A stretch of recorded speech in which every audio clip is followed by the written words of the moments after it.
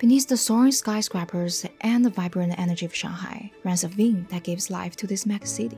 It's not just steel and electricity, it's hope, ambition, and the pulse over 24 million dreams. The Shanghai Metro began as a single line, a modest experiment in urban transport. Today, it's an intricate web that connects not just places, but lives, stories, and futures. This is the story of the Shanghai Metro, a journey from the humble beginnings to becoming the heartbeat of one of the most populous cities on Earth. As we delve into its tunnels, we unravel the history, the human tales, and the spirits of Shanghai, all moving rhythmically to the metro's unceasing rhythm. The first subway system, created in London in 1863, eased the traffic by moving trains underground, speeding up travel and inspiring other cities. This innovation not only reduced the traffic, but also connected the urban areas and promoted environmental sustainability by lessening car use. So I think I first used the Shanghai Metro in 2002.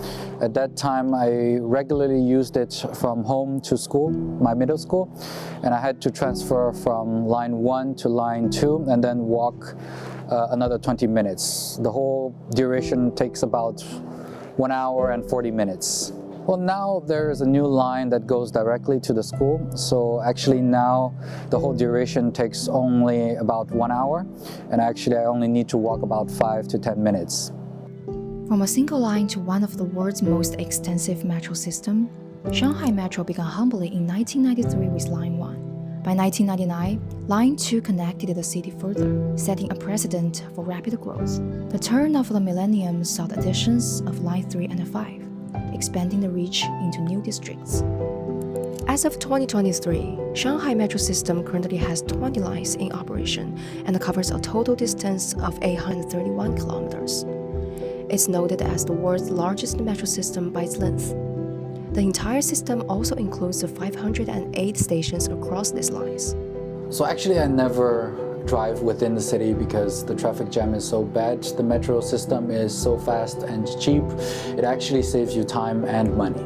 So I actually only use my car when driving in the outskirts of Shanghai or while driving to other cities. When I was a teenager, I just loved the bubble shop while transiting from line 1 to line 2. I remember at that time in People's Square Station, there is this one bubble tea shop that is probably the first or the earliest ones in Shanghai.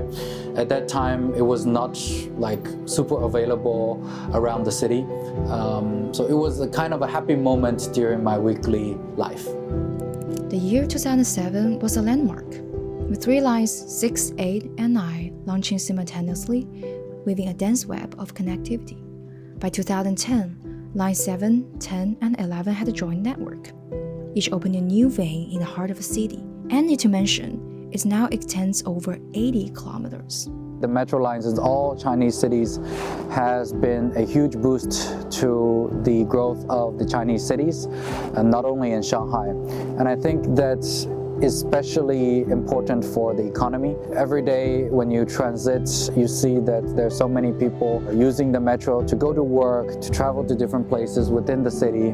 Shanghai has brought up a 15-minute city concept, where all essential urban services and amenities are within 15-minute walk, with metro rides for residents, hoping that future lines and tech upgrades will enhance connectivity and convenience. What do you think about this 15-minute plan?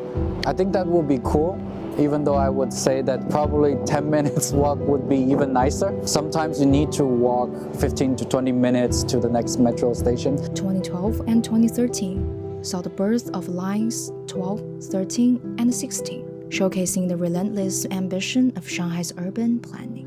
Well, compared to 20 years ago, I personally didn't feel that the traffic has actually improved.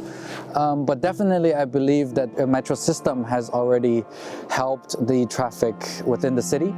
And I definitely believe that it has taken a lot of the burden from the traffic system. Unfortunately, the city has been growing so fast during the last 20 years. Let's say it still has not been growing as fast as the city has been.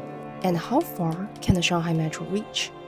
Passengers can now use Line 11 to travel to the nearby city Suzhou in just 2 hours. Additionally, the new line S1, stretching 41 kilometers with 27 stops, provides a direct connection between Shanghai and the Suzhou Metro system. So as China has been so digitalized, I think the metro system has also been following up. Compared to 20 years ago when you actually need to buy a single ticket every time or to load money on a physical card, nowadays you just need to show your QR code on the phone and off you go. Another benefit I would say is definitely the improvement or the enhanced amount of metro lines. 20 years ago there was only 2, now there's around 20. And nowadays when you go to the same place, it takes you less time to travel there by the metro system.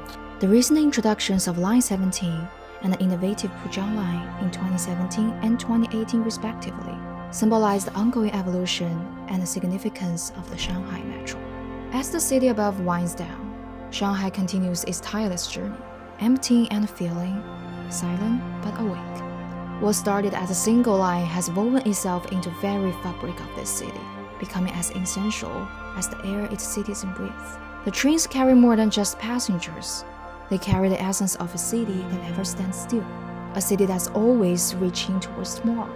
Through the stories we've shared and the tracks we've explored, the Shanghai Metro stands as a testament to human ingenuity and the relentless pursuit of progress. For in veins of this dragon city, the metro is more than just transit.